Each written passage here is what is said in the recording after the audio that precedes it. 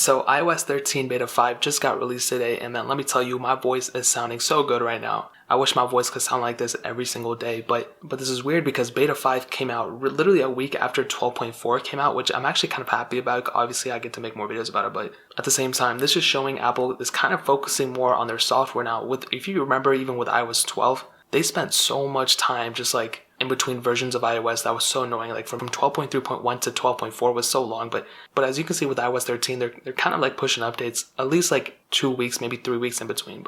And even their public beta came earlier than they thought, but that's so besides the point. This update specifically came out about, I think it was like 470 megabytes on this device. Actually, it could have been a little bit more. I just know my iPhone 10 was pretty much the highest at like 550 megabytes, so this was just a little bit less than that. But this is a humongous update for a beta. They didn't really add like crazy huge features. I've said this before, but they just mostly added like a bunch of smaller minor features that are actually really cool and really interesting. And they added a really interesting one to iPadOS, and that one is actually making the apps either bigger or smaller. And by doing that, they actually make it so you can fit more apps onto one display on the iPads, not on the iPhones. These kind of have it a little bit with the zoomed and standard displays, but I'm talking about the display settings here. When you go to display and brightness and you scroll down, you click view, whatever, you can either pick standard or zoomed. On iPadOS, they pretty much added that same thing, but by adding more apps on the home screen, which is really cool. Now, they added a lot of cool things. I'm going to talk about basically the major ones in my opinion, and all of them really have to do with the volume indicator. And within the volume indicator, they actually made it a little bit smaller and sleeker, so it's actually really cool. And I didn't even notice until I went on the subreddit of iOS beta,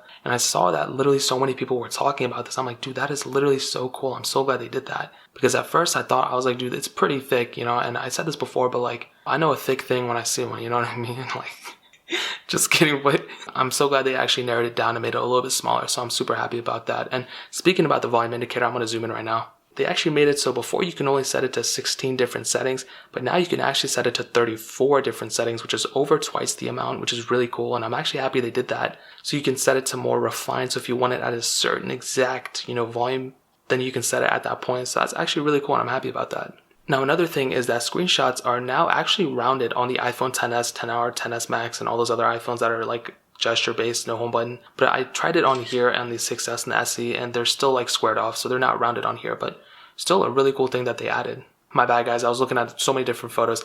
The actual Multicore score I had before was 140,586, and I just re-ran it, and it actually went down quite a bit to 117,438, and I'm actually surprised, but actually not really at the same time, because my 6S also went down in the Multicore score quite a bit. Now, I don't know what to allude this to.